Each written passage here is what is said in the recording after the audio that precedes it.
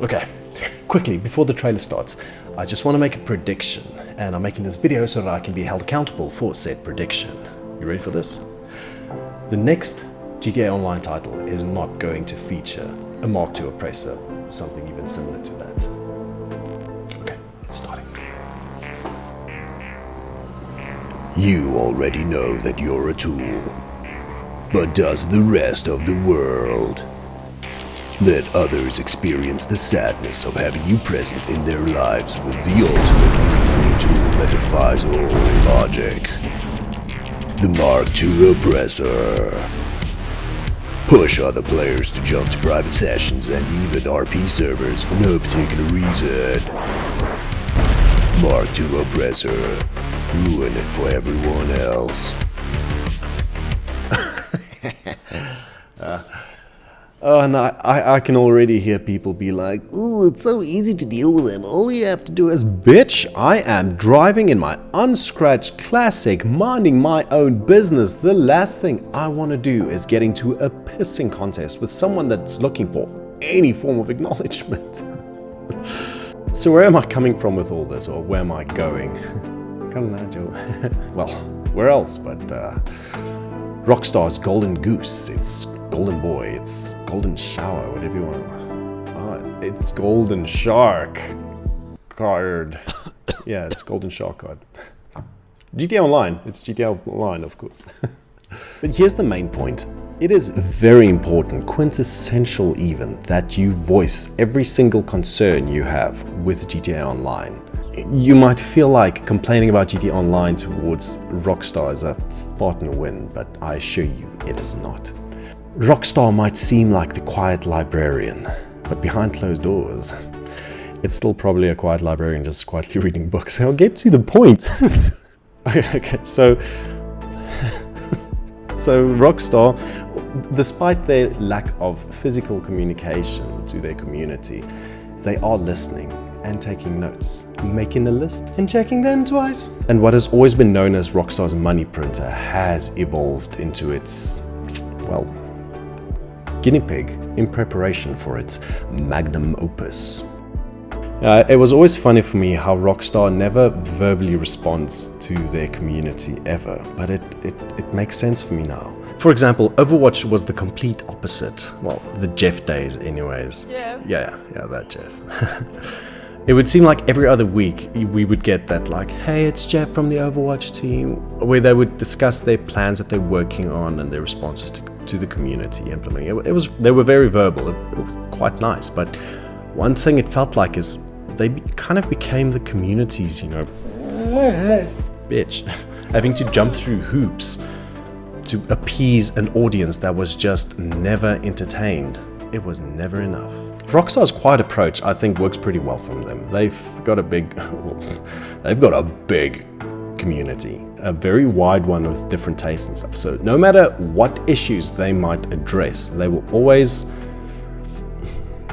contradict or angrify some or other part of the community. So instead, they just implement the things they believe works best for them, and well, if people don't have a face to scream at, they're kind of more likely to just get on with their day, and even if reluctantly so.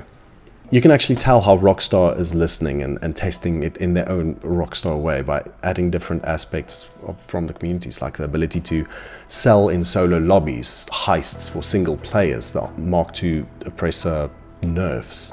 They added car meets, the mundane activities like cab drives and pizza deliveries, and even bounty missions. I believe that is low-key inspired by Reddit Online's bounty system, but adapted in their older and more primitive GTA 5 model. They want to create a little online sandbox world in their next title that will work for as many players as possible on as many levels as possible. Now, the first thing that might pop into your mind is that they should go full on RP. And here's the thing, there's a good case to be made for roleplay servers. If you would go to Twitch and you would actually look up GTA 5, you'll notice that by far the most viewed streams are the RP servers. And well, hear me out. It's a spectator's market. It's an easy and entertaining thing to watch, since a lot of these RP players are as sharp as hell, and they put on quite a show. But it's not everyone's cup of joe. It's very time consuming, it requires dedication, a certain level of wit, and a steep learning curve. And it also needs to be constantly overseen to make sure that all the naughty people are following the rules, and to not ruin it for other people. And I don't know if you've noticed, but general online lobbies have no shortage of naughty players, especially in a game that is about, being naughty. Look, I love RP servers, but to think that GTA is going to make the next GTA title like the RP servers, even with acquiring the 5M guys, is wishful thinking at best.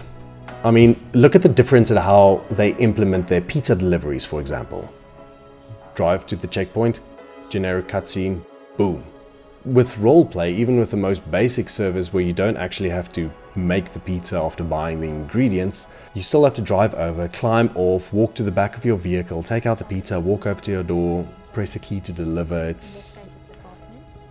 And that's ignoring the fact that you have to, depending on the server, follow the road laws to your destination. Your car has to have fuel, you have to be fed. You get the point. But Rockstar's definitely flirting with the idea to sprinkle little mundane tasks and activities, even if it's in its own Rockstar way. But yeah, a big part of the community just wants to mindlessly jump in and do random activities in a similar world that they live in currently, just to spice up their mundane lives with as little ramifications as possible, and jump out when they had enough. And remember, Rockstar has access to a lot more data that we don't. So from our perspective, what might seem like a logical direction for them to take does not necessarily equate for a lot of... I would quickly like to revisit my statement I made on the Mark II oppressor earlier. A couple of years back, I made a badly spelled joke on Reddit about a Pegasus horse or alicorn or something that shoots homing turds or something stupid like that. It was meant to be a jab at the absurdity of the Mark II oppressor from a Reddit online perspective. And I'm actually happy to report that that update never came, nor the ability to even buy things like cannons. Actually thinking about it, they just stopped bringing out updates altogether. But that's not the point, Joe. Rockstar seem to have learned a lot about keeping the setting of their games as relatable as possible. They would have seen the value there is to how the car me type updates were received versus the space technologies updates. Said for the reputation the MK2 oppressor has garnered for them, you really think they would bring in another device like that makes your traversal so conveniently and easy in a sandbox world where they want to drag out the time it takes to make money in order to motivate you to buy? They're not going to make that mistake again. Oh, and we can talk trash all day long about GTA Plus, but they're going to work something out, and with the next update, we're going to subscribe to that bad boy at some point or another. It's inevitable. But like I said, I made this video as a reference. So maybe bookmark this, if that is still a thing. If the next GTA title drops and I am completely wrong, they bring out another oppressor or the likes, I will eat a raw egg. And then you can be like, ha ha ha ha, you stupid loser, and jump on your Mark III oppressor and then fly away. But wait, what are they going to call it? GTA 6 Online? Or are they just going to call it GTA Online and then the old GTA going to be baby's first online GTA?